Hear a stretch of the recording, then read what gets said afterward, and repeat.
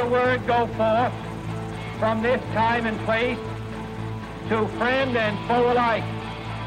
This is preeminently the time to speak the truth, the whole truth, frankly and boldly. Welcome. Our guest today is historian, author, and filmmaker Dr. Graham Peck.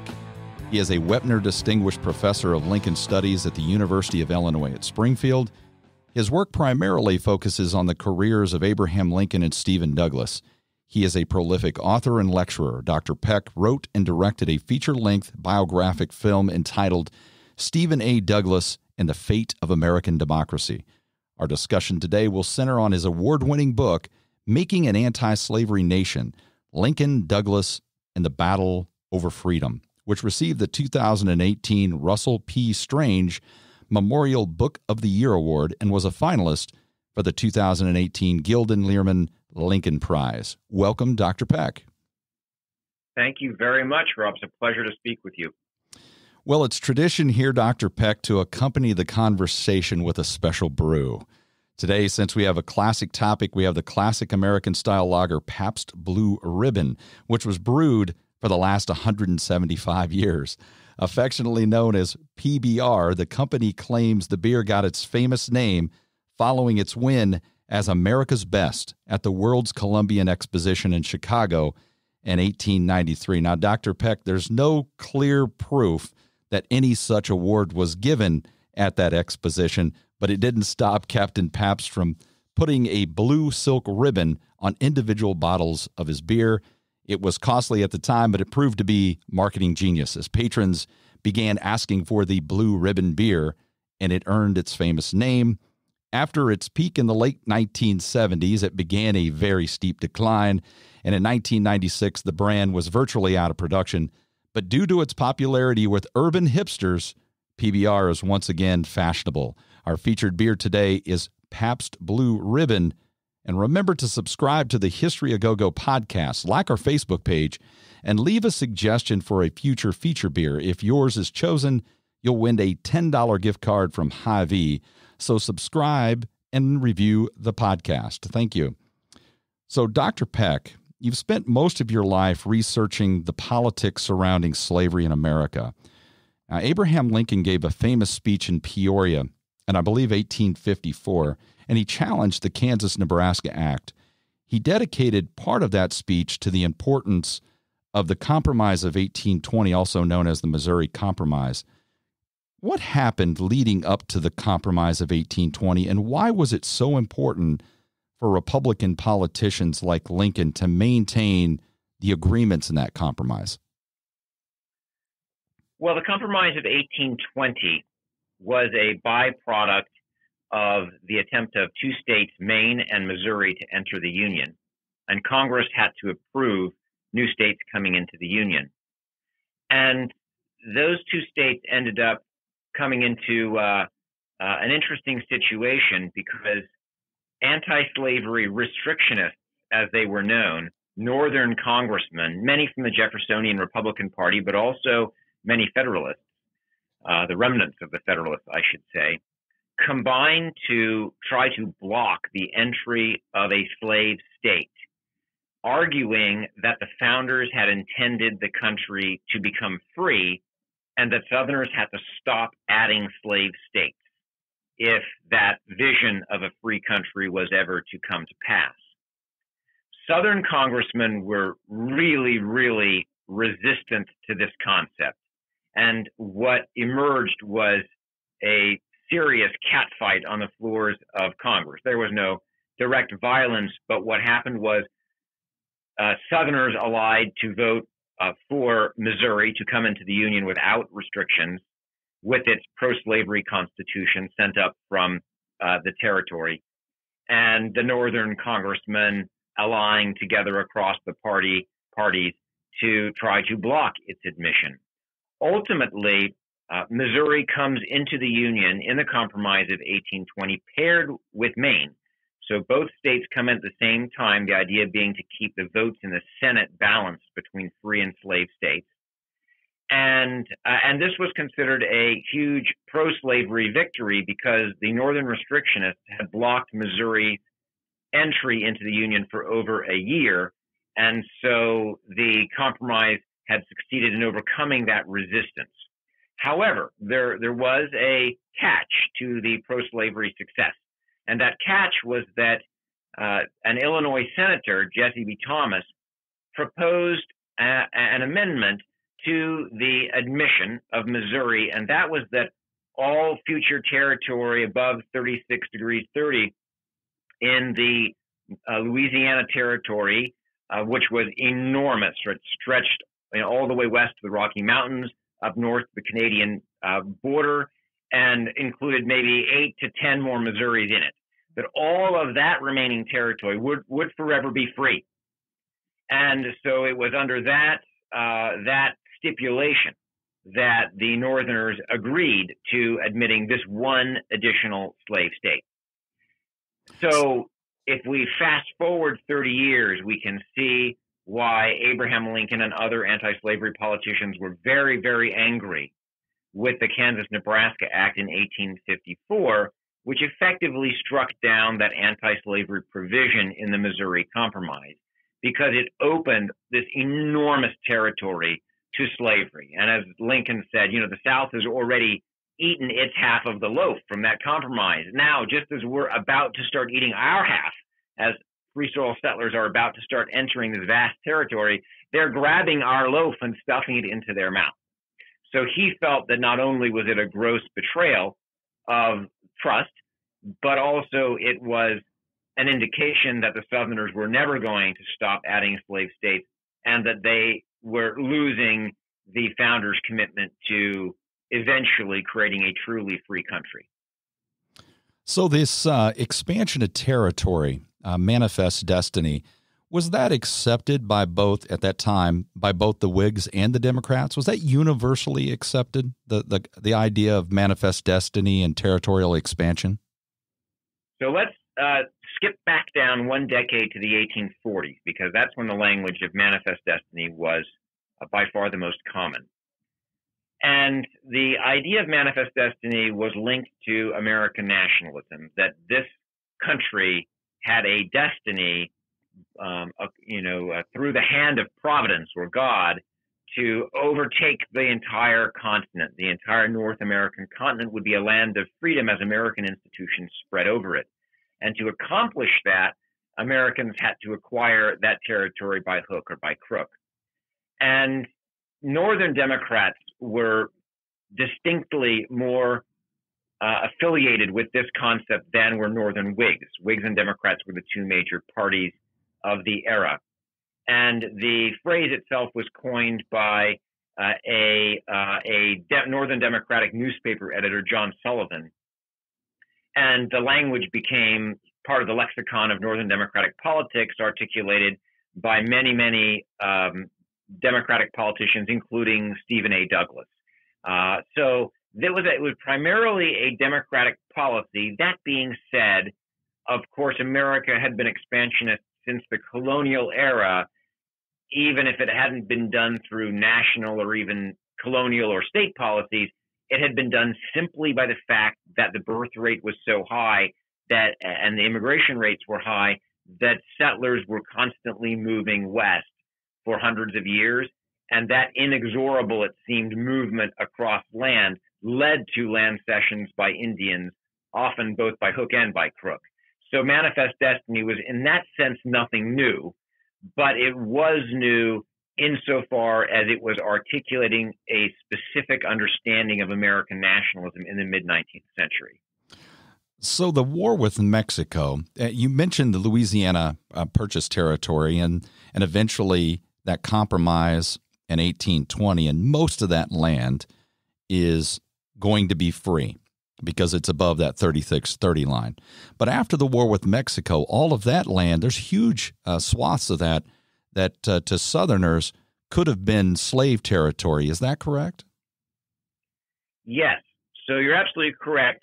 Under President Polk, who was an ardent expansionist like Stephen A. Douglas, the country embarked on a foreign war with Mexico, Polk compromised a potential issue in the Northwest Territories with Oregon, but he did not compromise with Mexico, a much, much weaker power.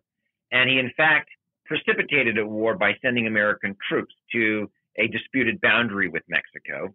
And once the war broke out, he was eager to conquer Mexico and to extract land concessions, which then raised the question of whether that land would be slave or free. Southern congressmen absolutely believed that the land should be open to slaveholders, and their perceptions are entirely understandable because Southern soldiers or Southern-born Americans were fighting in the American Army. So why should Southern blood be spilled and then Southern institutions be banned from the territory acquired by the valor of Southern arms? Dr. So Peck, that was distinctly the position of the Southerners. Can I, in dealing with the war with Mexico, maybe you can help me out here. Are the majority of the officers in the Army and the preponderance of the soldiers coming from the South? That is probably true. I'm not entirely certain. I believe that was the case. States like Illinois, though, Illinois gave a huge number of troops to that conflict. It was immensely popular. So it was by no means purely a Southern-dominated war. That would be misunderstanding the thrust of Northern democratic nationalism. So there was a great deal of support for American expansion, regardless of who had the most number of officers. Okay. But there is a desire by the South, as you mentioned, to add territory to the United States, and Douglas shares that view. Absolutely. And then, in fact, the Southerners proposed in the 1850s to expand into Central America. Right. They wanted Caribbean territories like Cuba, and Douglas was willing to promote the acquisition of those territories, both because he wanted them and because he wanted to satisfy Southerners who were threatening disunion at different points during the 1850s. So the war with Mexico leads to a huge addition of land to the country. And eventually, California is going to petition to enter the Union. Can you tell us how California enters the Union and what compromises are needed to be made because it petitions to enter as a free state? That's correct. So the Compromise of 1850, like the Compromise of 1820, illustrated the problem of slavery expansion in national politics. The Southerners were not eager to have a free state enter without a corresponding slave state, and they tried to block California's admission. And they were quite successful in this regard.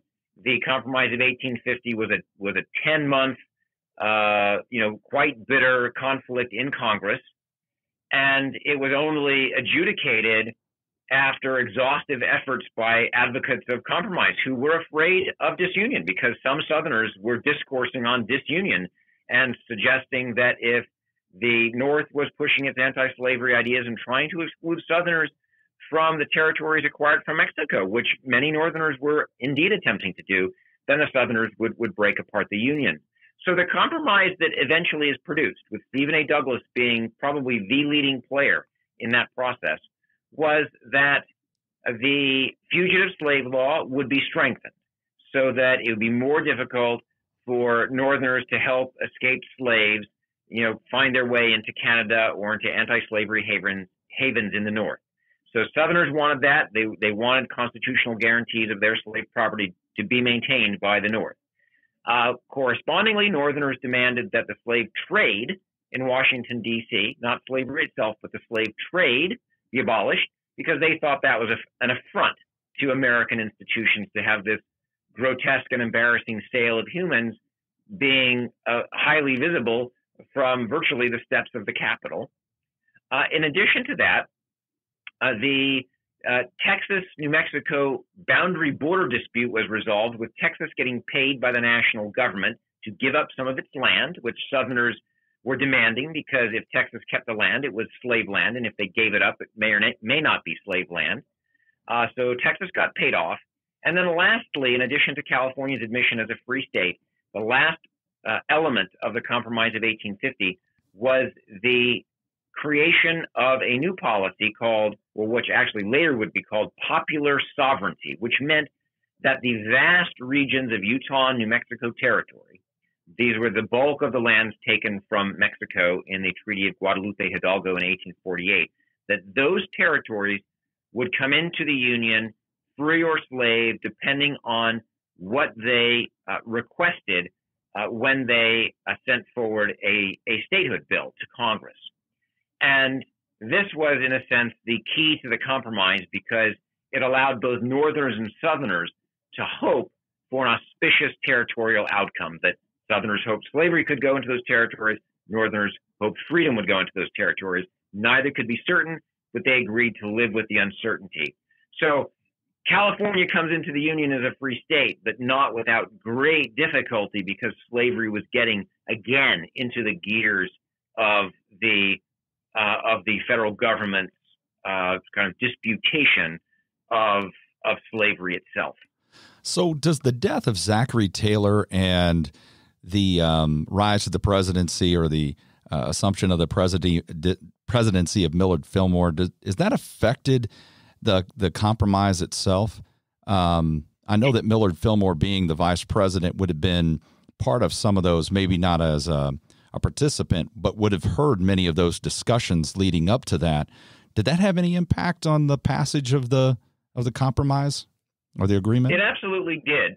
Zachary Taylor was an unusual figure. He's one of my sort of unsung heroes because he was a large slaveholder that proved to be anti-slavery. And that was absolutely shocking to the Southerners who assumed that he would defend their interests.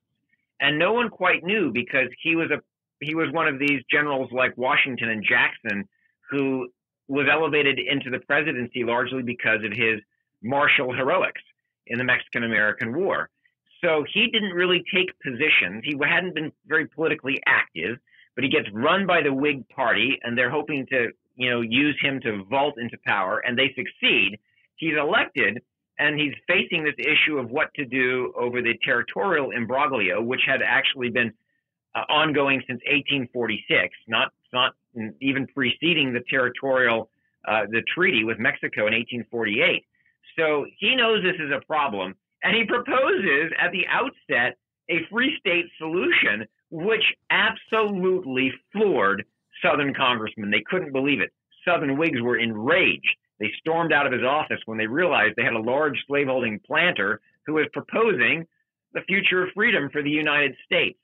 So they fought him intensively, and his death, in a sense, helped open the door for a compromise because Millard Fillmore from New York turned out to be more flexible. And Fillmore let Stephen A. Douglas do his thing in Congress. Douglas led the move in the Senate to get bills passed to sort of set the stage for the House of Representatives to try and push the same bills through, which was much more difficult in the House because there were more anti-slavery legislators there because the North had more population than the South. So naturally, the anti-slavery views of Northerners had a larger representation there. But Fillmore used his power to help Douglas, get the critical votes that he needed. So, patronage power, promises of office, things like that you can give to congressmen walking out the door. If they're not going to get reelected, don't worry, you can be minister to Portugal for the next 4 years on a very, very cushy salary. These kind of promises helped push the compromise through. So you mentioned in your book Kenneth Stamp's position regarding the uneasy coexistence between slavery and freedom in the mid-1800s, that it assured political conflict. And often political conflict, in human history, leads to violence. So do those compromises in 20 and 50, could those have erupted into violence at that time? Yes, I think historians generally think the one in 1820 was much less because there wasn't as much heated public discussion of the issues. It's generally considered to be a little bit more confined to Washington. But by 1850, there had been a lot of hostile exchange rhetorically, for certain, and even on the floors of Congress, threats of violence. And in fact, during the compromise, of 18 or during the congressional debates that led to the compromise, congressmen came armed, some of them to the House and Senate chambers, ready to fight with pistols and knives. So it was very clear the nation was on a sharper edge. And by that time, of course, it was far easier for newspapers and the steam press to get news out from Washington to the broader public rapidly. So it was kind of like today where social media can speed along political debate. It wasn't quite as immediate as it is today, but it was far closer to immediate than it had been in 1820.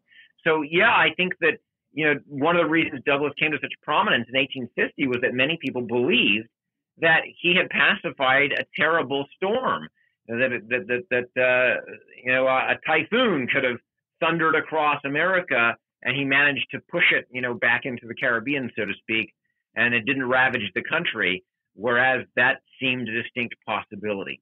I always looked at that balance of power between the North and the South, and you can correct me if I'm wrong, but the South always knew because of population they never were going to control the House. That never was going to happen, so they didn't have that power. As long as they had a balance in the Senate, they at least had a check on Northern power. When California enters the Union, even though they got the fugitive slave law, which the North did not like, it upset that balance. And so at that point, the only thing protecting the South politically from, I guess, the will of the North would be the president, who could veto anything that the Congress pushed through. So it became critical for Southern politicians to find someone who is at least sympathetic to their cause, if not pro-slavery, at least anti-slavery, which I think you mentioned that as well. But is that a correct assessment? And so when Lincoln gets elected, I know I'm jumping ahead a little bit, but in characterizing the political power, am I right about that? In general, you are, although I would add a small caveat. And that is that, ironically, there were a lot of Southerners in California, and they elected what were called dough-face representatives. And that's a term that went back many decades to the early Republic that described Northern representatives who voted for Southern interests. Right. And so, ironically, when California comes into the Union and there's theoretically more free state votes in the Senate was not a bastion of free soil power. It remained a bastion of Southern power. And in fact, California senators often voted with the South. Okay. And as did a number of other senators from northern states who were Northern Democrats, and Northern Democrats were much more tolerant of slavery than Northern Whigs, with, again, Stephen A. Douglas being a conspicuous example. So it wasn't absolutely as if Southerners in 1850 suddenly were on the wrong end of the stick in Congress all the time. That would not be accurate. More generally, is it true that they saw that representation in the country would be increasingly tipping against them over time? Yes, they were distinctly aware of that and had been for decades. But the massive amounts of immigration that the country saw after the Irish after the Irish potato famine in the mid-1840s made it abundantly clear that the North was going to continue outpacing them. So certainly Southerners saw that of the levers of power, they needed to keep holding the Supreme Court, and they definitely preferred to hold the presidency. And Lincoln's election was particularly alarming because he was at the head of an anti-slavery party, and that was a revolutionary development in American politics. There had never been an explicitly anti-slavery party. What had been the case was that Northern Whigs, for instance, had a strong tendency to vote anti-slavery when slavery issues came into Congress. But that's a completely different thing than an actual party dedicated to destroying slavery. And if you read the Republican Party's National Convention platforms, that's what they say. And then Lincoln says in 1858, 2 years before he became the Republican presidential nominee, he says he looks for the ultimate extinction of slavery. And these words, of course, once he's selected, are spread throughout the South by every newspaper imaginable. So if we look at Illinois in the 1850s, it had grown in population exponentially. And so by 1850s, Illinois has a position that it hadn't before. Can you explain the importance of Illinois in national politics at the time? Sure. Illinois was important partly because it was growing, but that wasn't quite so significant yet because, of course, you don't get the additional electoral votes as a consequence of your greater population until the next census. Yeah, that's right. So you don't quite get that yet, but it was really important, along with the other states in the Ohio River Valley, such as Ohio and Indiana, and Pennsylvania is another one of those sort of border states, you might call them, or north of the border states, you might call them. And those states were the ones that in 1856 had not gone for the Republican Party, because in 1856, the Republican Party first coalesces, promotes an anti-slavery mission, and runs a presidential candidate, John Fremont. And Fremont is extremely successful. He wins almost all the northern states, but he doesn't win this lower tier of northern states. And the Republicans realize after that election that they don't need any southern states. They've got enough votes that, in the Electoral College that if they clear all the northern states, they take the presidency. And this, of course, exactly was what you were referring to previously, that Southerners were terrified of. Right. So Illinois is in this, a small number of northern states that held the balance of power if Republicans could turn them. And that, of course, makes both Lincoln and Douglas even more significant than they were purely through their public profile, because they were representing a state whose electoral votes were really important. So Illinois does have prominent politicians, especially Stephen Douglas, but to a lesser degree, Abraham Lincoln. He doesn't necessarily yet have that national appeal, but he certainly has power in Illinois, at least in the formation of the Republican Party. So I mentioned that speech he gives in Peoria, and what he's really angry about is the Kansas-Nebraska Act. Can you give a little overview of the Kansas-Nebraska Act and Stephen Douglas's position? Sure. So the Kansas-Nebraska Act was the brainchild of Stephen Douglas. He really wanted to organize the Louisiana Purchase territories, and he had to organize them in order to send a railroad, a transcontinental railroad, through them all the way to the West Coast, whether the terminus was San Francisco or some other point. Because you couldn't have land sales, which is how the government dispensed with the land, until the territory existed. So you organize the territories, you organize the land, you sell the land, and then people can settle on the land, and railroad companies, if they get land grants, can build rail lines through the territories across the country. I always thought about Stephen Douglas, it wasn't just territorial expansion, it was also economic expansion. Is that an accurate assessment of that? Is that as well in Nebraska? Sure, because, and I think those two things go hand in hand even to this day, because if you control territory, then you control the economic uses of that territory. So that was true then. If you control the land and can send a railroad through it, then you can spur trade, uniting the nation, and you can ultimately extend your reach into markets into the Pacific. So the railroad would enable an enormous increase in a variety of kinds of trade, both domestic and international. So yeah, Douglas is interested in doing that. And of course, the railroad was very fast. So Americans talked of it annihilating space and annihilating time. This is literally a language that they would use because the speed of travel was so much more rapid over land than was remotely possible. We now think of cars being able to rapidly traverse land, but that was not possible either until you had roads that went across the land. So the railroad was very, very fast. He wanted it because it would increase American political and economic might. You know, with Douglas also, I always felt like he had Illinois at heart too, and in his mind, that if you did have a transcontinental railroad and it went through that territory of Nebraska, that the hub would be Chicago. And so then it fosters economic development in his home state. Is that an accurate assessment as well? Yes, of course, that's always debated because we don't have any document that I'm aware of that says that was actually his motive. But he does own a lot of land in Chicago, right along the railroad tracks.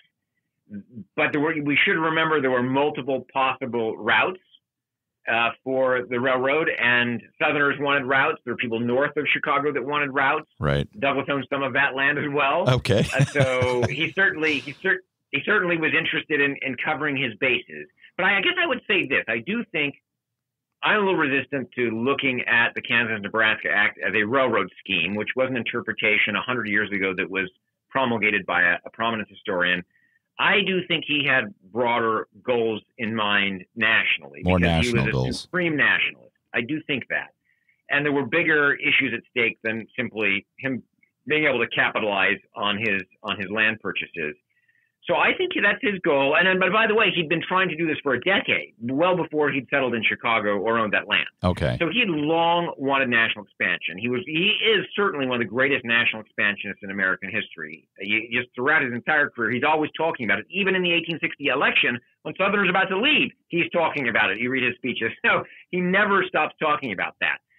So he cares a lot about that. He wants America to control land. He has a nationalist vision. I would never describe him as a sort of local politician. He was in no way ever a local politician. You're definitely, I would agree with that. And so there's no question. He's got a national vision. But here's his problem. The Southerners don't want these territories organized because even though they realize that there's northern citizens or northern settlers that want to pour from states like Illinois that are filling up by the 1860s, the federal land sales are mostly exhausted. They want the cheap land out west. So there is a political pressure for politicians to organize that territory, and Douglas is responding to that.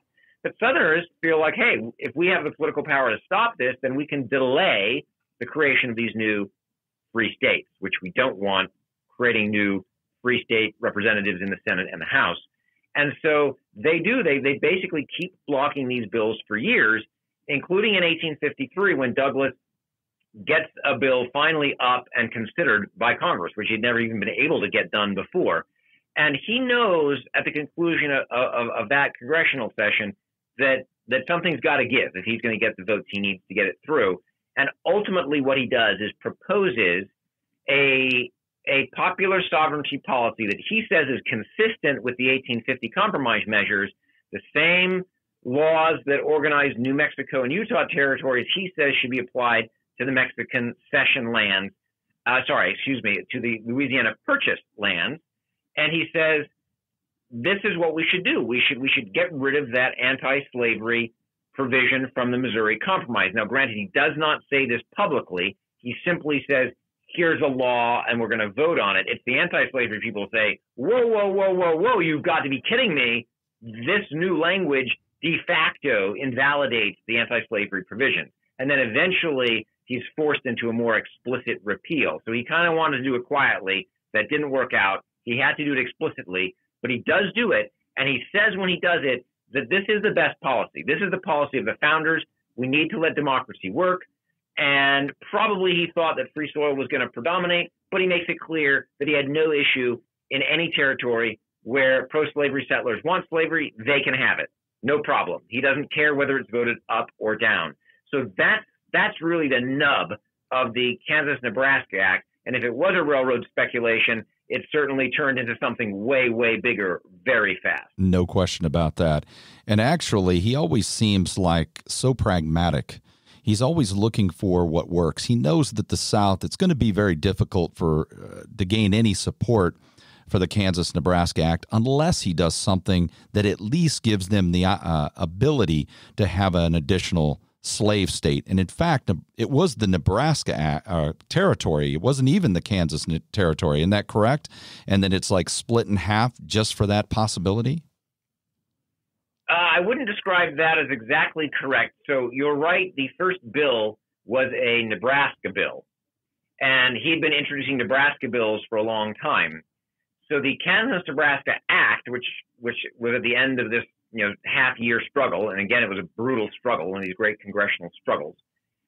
The Kansas-Nebraska Act reflected the fact that he revises the bill, and the bill ends up creating two new territories, not one.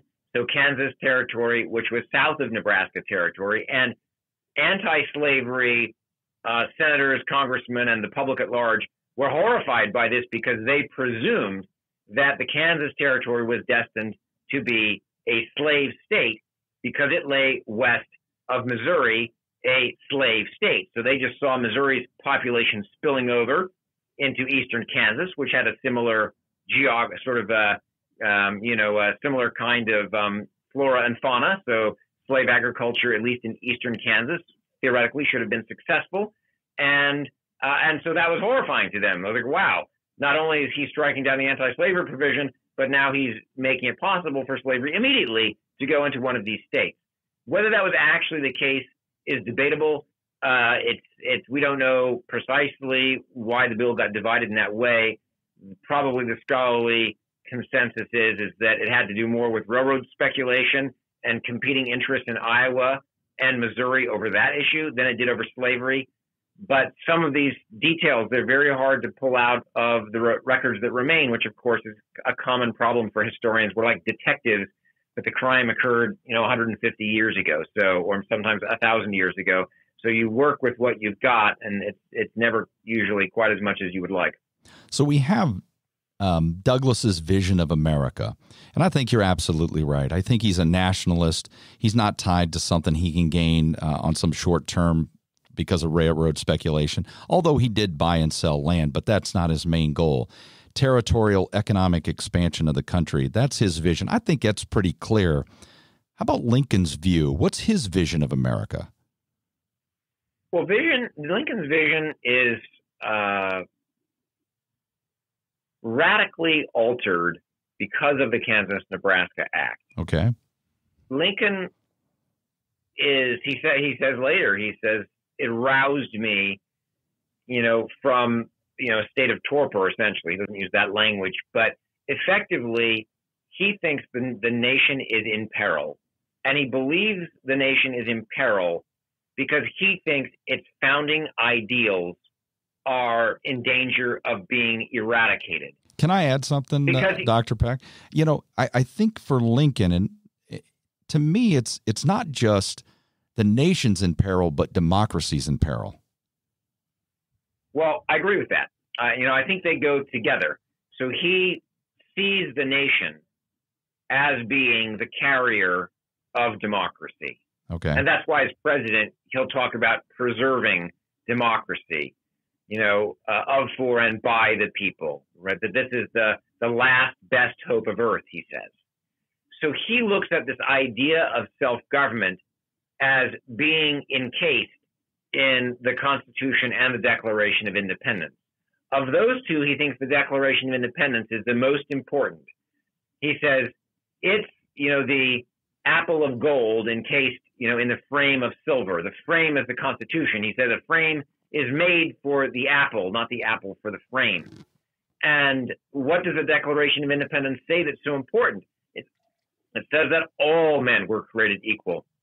And that's critical to Lincoln because if it doesn't mean all men, literally, then you've got to decide who's actually equal, who qualifies. And then only those people get self-government.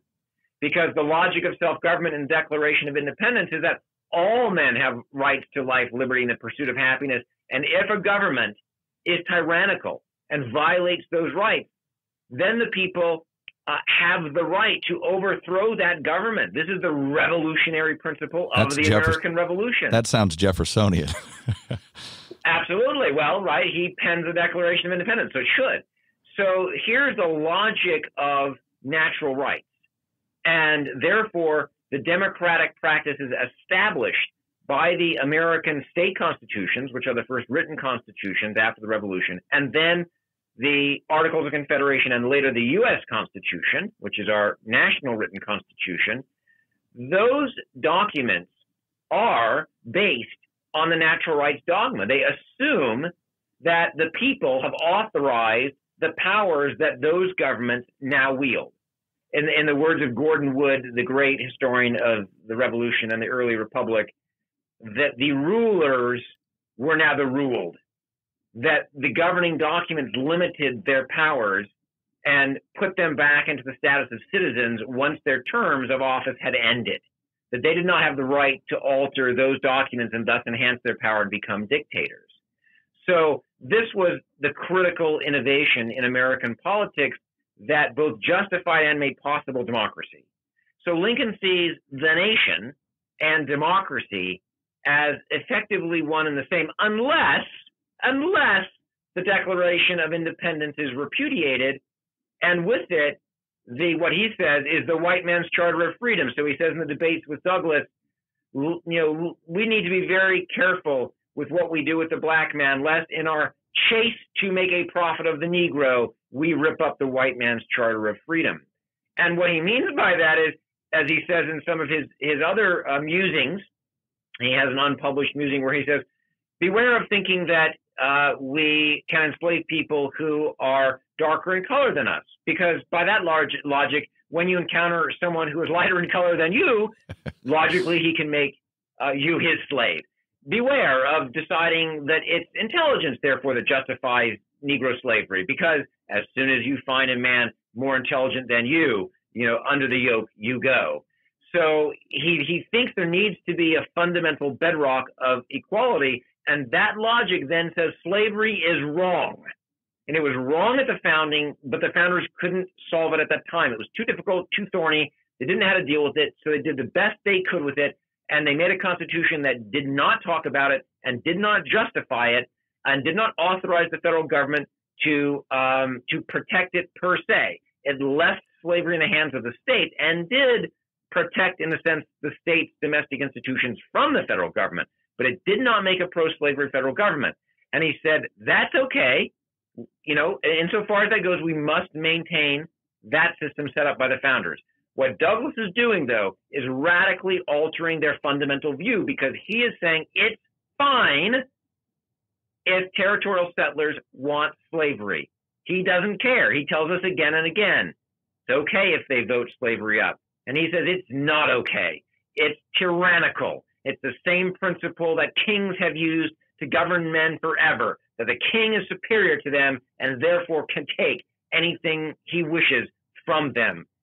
So the divine right of kings establishes a totally different rationale for the power of the government, that God has established the king as the wielder of power to keep order, not natural rights where the people authorize the rulers to take power for a brief period of time under specific conditions that they cannot violate.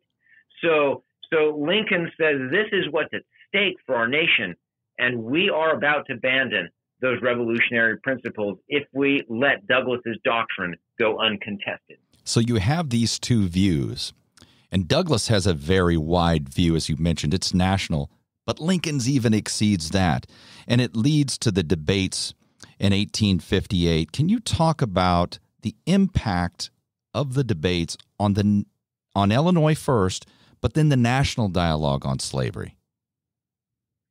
Sure. So in Illinois, there is a fascinating innovation. Lincoln had been defeated for the Senate in 1854 because Lyman Trumbull had controlled 5 Democrats who would not vote for Lincoln.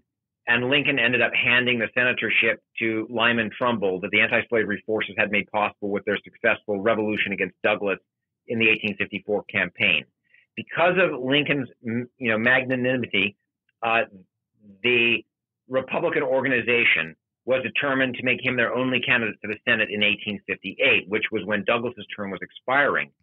And so at the Republican state convention, they declared that Lincoln was their single and only candidate. No one else would be considered once the state legislature met after the election to elevate someone into the Senate. And in Illinois, as in most states, it was done by the vote of the legislature. It was not a campaign that rested on the votes of the public directly. Right. So the fact that Lincoln was identified in this manner was enormously important because it gave him the cachet to go to Douglas and say, I'm your rival.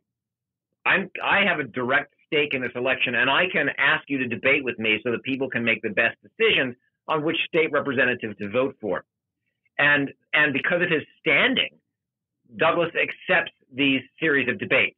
Lincoln asked for many, many more than Douglas accepted, but Douglas ultimately said, I'll do 7 of them. Here's the conditions, an hour and a half for each of us, split up into various modalities in different congressional districts in the state and over different months. And we will meet on those occasions, and otherwise we'll get to go our own merry way throughout the 4 or 5 month campaign. And Lincoln agrees to this, and then therefore these became public spectacles where thousands of people were coming from all corners of the region that those debates occurred in to listen to these men speak for 3 hours. Can you imagine that? 3 hours standing in the heat. No one would do that anymore, but they did then. That was a form of entertainment. There was no TV, there was no laptops, there was no streaming video. So the fact that you have these extraordinary spectacles was very exciting. So that's what happens in Illinois. The 2 men face off and battle. Now, nationally, there were some big implications from this debate. And I think one of the biggest was that Douglas ends up getting pitted into a 3 kind of highway contest, sort of 3 political lanes, maybe I should say. He really would have preferred 2 political lanes where it's Democrats versus Republicans, and the Southern and Northern Democrats remain united. But their relations had become very strained, partly because Douglas had fought against the Lecompton Constitution in Kansas, where pro-slavery settlers, through hook and crook mostly, had created a non-representative pro-slavery constitution that the free soil settlers who dominated the population did not want, but they sent it to Congress. I won't explain why. They sent it to Congress, and the Southern senators want to take it up and push it through, and so do the people in the House of Representatives. And the President Buchanan, wanted to do it as well. And Northerners are horrified by this. Douglas knows that if popular sovereignty is abused in this fashion, that it's not the will of the people as is expressed on the ground, then he's going to lose his career. Popular sovereignty is going to be brought into contempt into the North, and the Northern public is absolutely 100% going to vote Republican. So he fights the Lecompton Constitution tooth and nail, votes with the Republicans, and succeeds. They defeat it. Kansas does not get a pro-slavery constitution. It does not enter the Union. It won't for a while. And yet a huge rupture, of course, emerges between Douglas and Southern Democrats. So is Lincoln, in the debate, that rupture expands. Is Lincoln paying attention to that? So he knows the political environment. He knows Douglas's position on Lecompton, and then he uses that to leverage something against Douglas in the debates? Yes. So at Freeport, he asked Doug, that Freeport was the second debate. And it's in northern Illinois, which is an anti-slavery location, because the northern half of the state was very anti-slavery. And he asked Douglas, can territorial settlers exclude slavery from the territories, despite the fact that the Taney Court, in the Dred Scott decision, the Supreme Court, has essentially made it illegal, says Congress doesn't have the power to exclude slavery from the territories. And since Congress creates territorial governments, then territorial governments cannot have the power to exclude slavery, because their power comes from Congress. And the Supreme Court says Congress doesn't have the power to exclude slavery from them. So if that's the case, he says, how is your popular sovereignty doctrine going to work? And Douglas answers, as Lincoln knew he would. He says, yes, anti-slavery settlers still can keep slavery out by not passing positive laws protecting slavery. So if slaves run away and no one will pass laws to make sure that they are recaptured and brought back to the owner, and sheriffs don't care if they run away, then slavery will essentially be impossible to maintain, because it's a system that requires all these laws and protections of property and man. And just like today, how could you keep your car if someone could bash in the window, start it up, fire it off, get it going, drive it off, and no one cares, and no one will go get it for you or report it? Well, how are you going to keep a car? So it's the same kind of problem that slave owners would have if you don't have a system of slave law to protect it. But of course, this is grossly illegal. If the Constitution says you have a right, then the courts and legislators need to protect that right, or it's a meaningless right. So Lincoln says later in the debate, Douglas is the greatest abolitionist of them all after all, he says, of course, in mock jest. And Douglas responds by saying, if Lincoln can make them believe that, then his political back is broken. If the abolitionists vote for me, he's got no more votes for the Senate. So they had a little amusing back and forth. But that's what Lincoln does to Douglas, is force him to go on record repeatedly in this well-publicized debate that he is still not going to support Southern rights to property in the territories, at least not right now. He does by 1860, but he was afraid of saying that he supported the Dred Scott decision, because if he supported it in full as the court intended it, then the Northern Democrats' political position was totally eroded in the North, and the Republicans take over. And he looks at that as a tragedy that's going to result in disunion. The Southerners are going to probably start a civil war. So he has to play every card at his disposal to prevent that. And the card he plays is, well, I respect the Supreme Court. They ruled, yes, they ruled that, but they haven't yet ruled that territorial settlers have to pass pro-slavery laws. They haven't said that. So therefore, this is the way out. Is there any way that Lincoln peers into the future and thinks in 1860 there's going to be another election? 1856, the Republican Party was new, and it still almost won. It came close to winning. It didn't have a complete platform. It was new. The candidate wasn't necessarily that strong, and they still almost won. So is there any way that he's peering into the future and thinking, I could be a candidate for president against Douglas, and I'm going to weaken him here so he's not acceptable to the Southern Democrats? So now he's thinking not only at the senatorial level, but at a presidential level. Am I just reading into that way too far? That used to be a common interpretation of the Freeport Doctrine, the Freeport debate. And a great Lincoln historian named Don Fehrenbacher strongly disputed it, I think in the 1950s. His book, I think, was published in 1954. I can't remember exactly. But a fantastic book. And he examines in great detail that precise issue and argues that really didn't make a lot of sense. It would be very hard for Lincoln to have maneuvered to that degree to get a nomination to the presidency that was very difficult to get 2 years later. Right, he didn't even. Was a byproduct of 2 more years of work, where he slowly leverages the publicity that he received. So that was the big thing that actually happened, is that even though he lost, he became a national political figure, sort of on the outskirts, but kind of like right now. Is Rice going to become the vice presidential candidate for Biden, or is it going to be Kamala Harris, or is it going to be someone else? They're on the fringes, like they disappear entirely if they're not selected for the position. But wow, one of them is suddenly going to be big time very, very shortly, and could end up being our next president if anything happens to Biden, or he has one term. So it can be a very small turn of the switch to go from being someone with prominence nationally, where they've got name recognition, to literally being the man or the woman, as it now may be the case in America. And that was really Lincoln's position after the debate. He was in the conversation. Okay. And I think that he then leverages that over the next 2 years, and he is aware that he maybe could be selected, but he was still a dark horse. Wasn't by no means guaranteed that he would be the person selected in Chicago at the Republican convention. Yeah, no way. But it does play out that way. Yeah, he has to know that it's going to hurt Douglas, though. Yes. I think that that's true.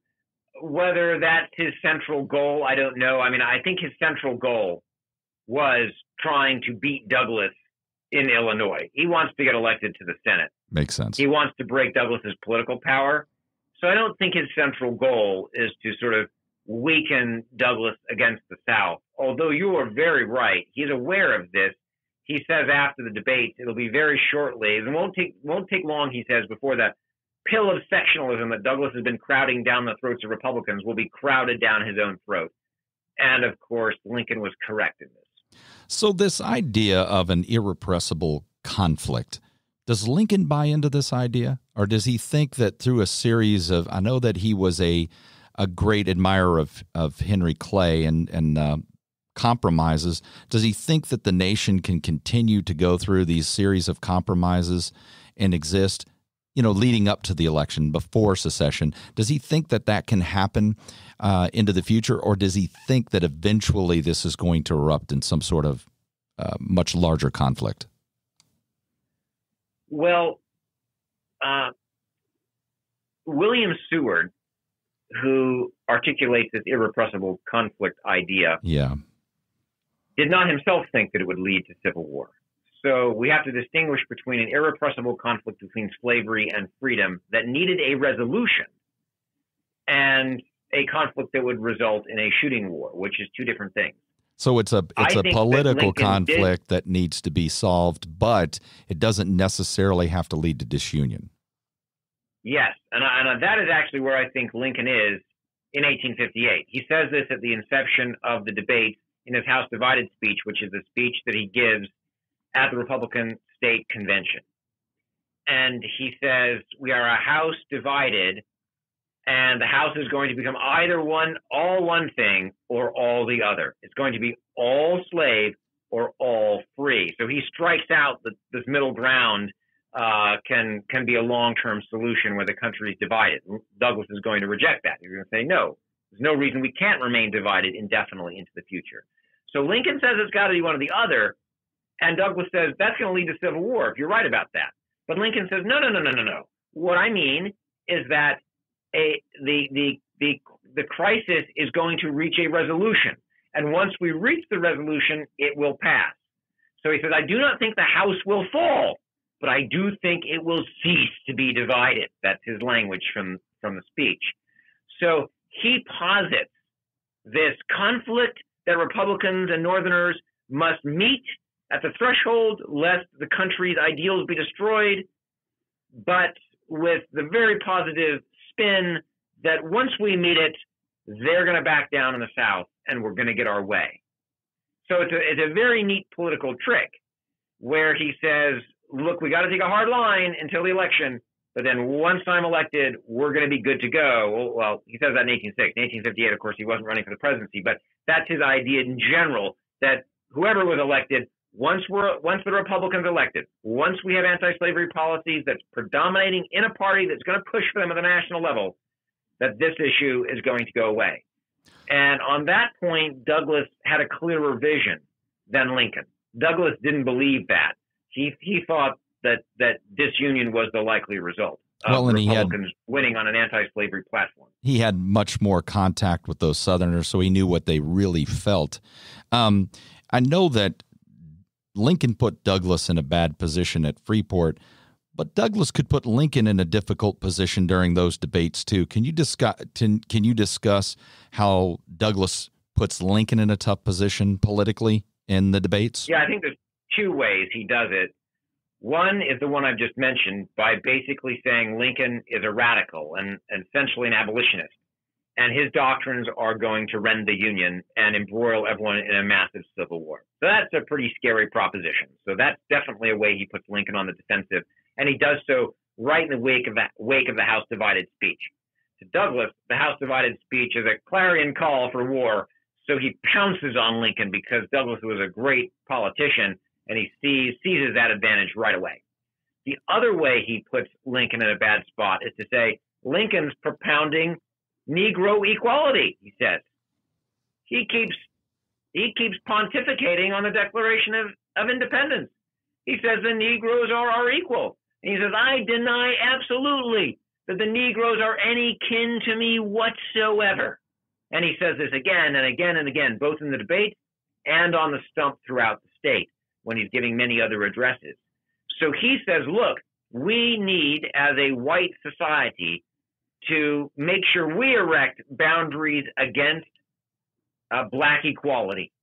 Because if we concede that God's given them natural rights to equality, then he says, how is Lincoln and how are the Republicans generally going to say that they have rights to life, liberty, and the pursuit of happiness, but they don't have rights to be voters? They don't have rights, to be on juries. They don't have rights to go to school, which they can't in Illinois. They pay taxes, but they're excluded from most social services. There's extreme black laws in the state. What's to stop them from expecting to intermarry with whites? There will be all of these horrendous consequences, he says, if the Lincolnian doctrine is followed.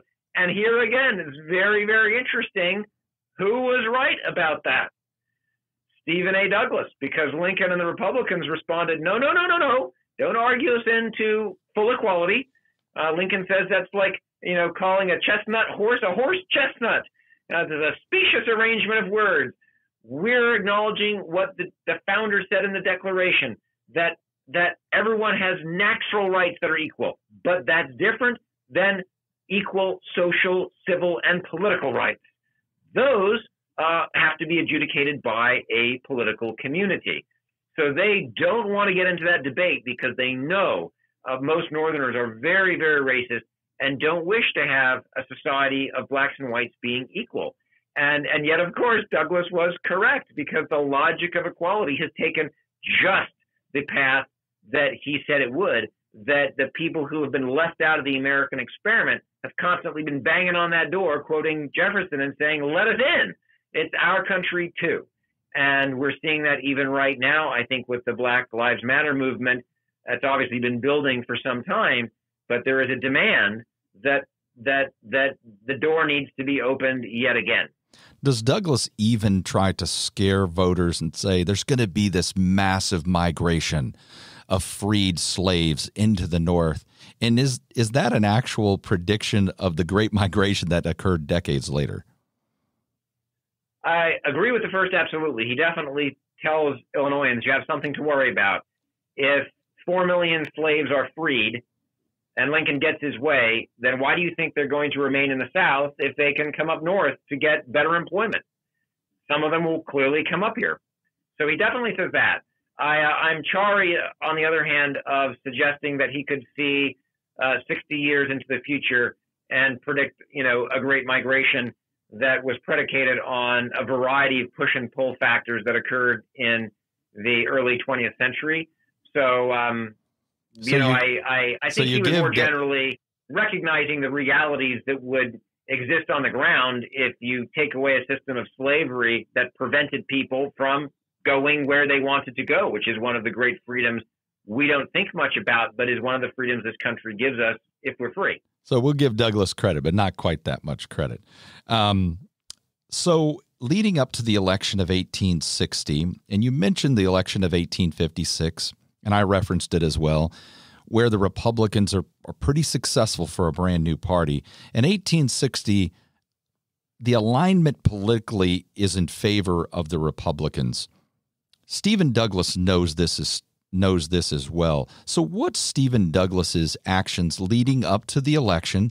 Because I know he becomes the very first presidential candidate, you can correct me if I'm wrong here, but to openly campaign for the position. And then what happens after the election of 1860 when he sees the disunion? No, you're right. He is the first campaigner. There's a book by that title, Stephen A. Douglas, The First Campaigner. He campaigns because he was terrified by the prospect of disunion. And he goes on a tour of the South after he realizes in the fall that Lincoln is going to be elected. And this was apparent because there were all sorts of elections in antebellum America. The elections weren't all standardized and on the same dates across the country. So there had been elections in the preceding months that showed how the swing states were going to vote. And so he knows Lincoln's going to win. And he goes on a tour of the South, and he says to them, look, I will protect your constitutional rights. I'll use all of my power as an influential Northern senator to vote with you and to prevent the Republican Party from doing anything unconstitutional. The interesting thing is that he is asked, well, are you going to support us when we leave this union? And he says, no, I will not. He says the election of any man to the presidency under the Constitution is no justification for, secession from this union. That's very close to his language. And he says this in a place where there were threats against his life. It was dangerous. I mean, Southerners had driven out anti-slavery orators going way back into the 1830s, 1840s. Those people had been forced out of the South. There was not much free speech. So this was a very brave thing for him to do on a public stand. There's just one of them. He's not backed by a military, but he says it, and he says it repeatedly.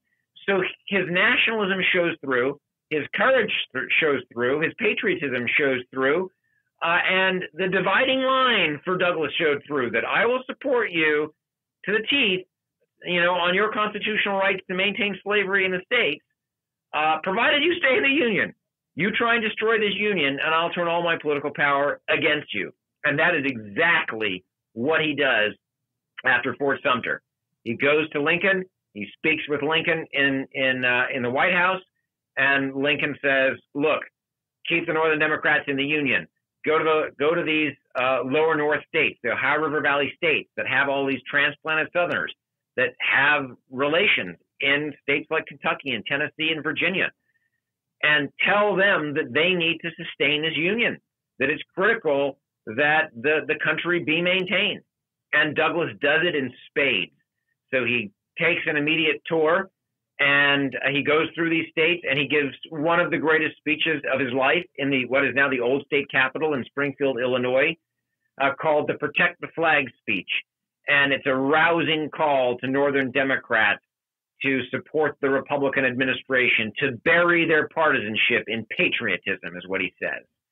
That the flag must be protected from all foes, domestic or external. It's a great speech, and he tells them, "Look, this is really hard. We've lost to our much hated and vilified Republican foes who we think are dangerous to the country. But let that not deter us when the country is endangered from the other half of the aisle, from these Southerners who've now taken a knife to the throat of the Constitution. We must rally in the cause of the Union." And he does all of this shortly thereafter. Right. I was going to ask you about that, because he does all of that, and he couldn't possibly have been feeling very well.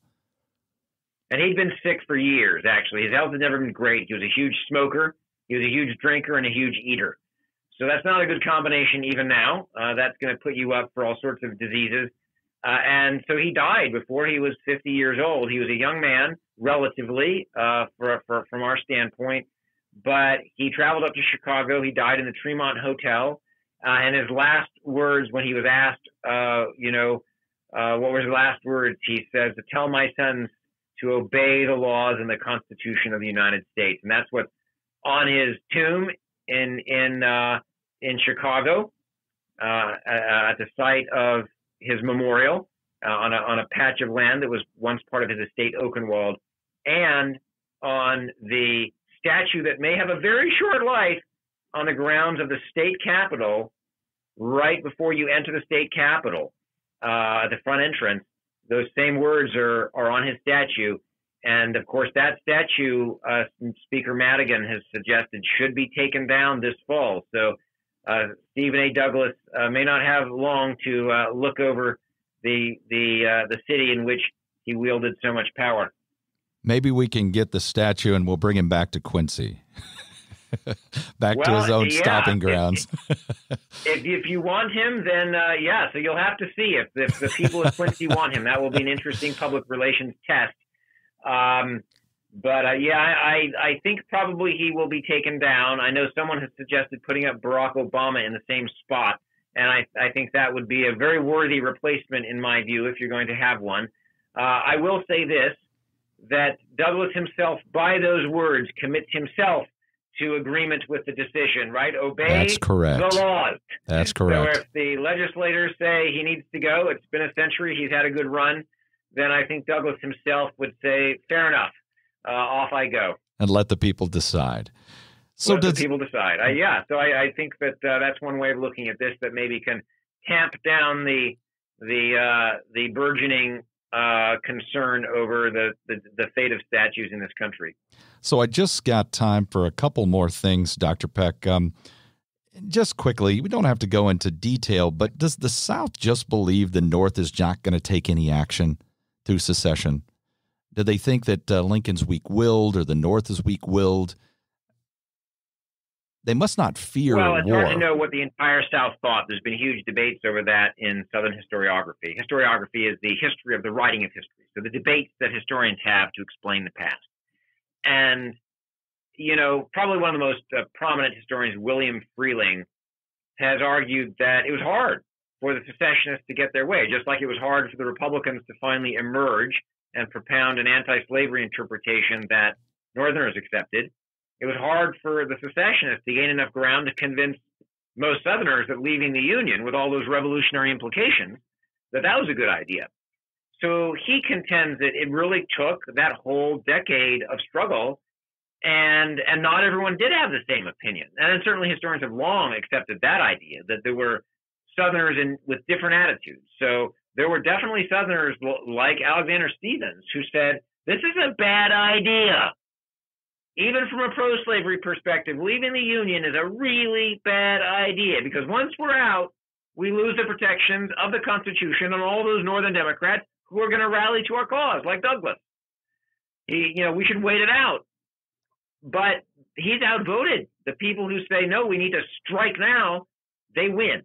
And they want to strike now because they fear the sort of the longue durée, what the famous historian Braudel said, in centuries past, that the longue durée of the influence of geography and population and demography, that was going to be against slavery.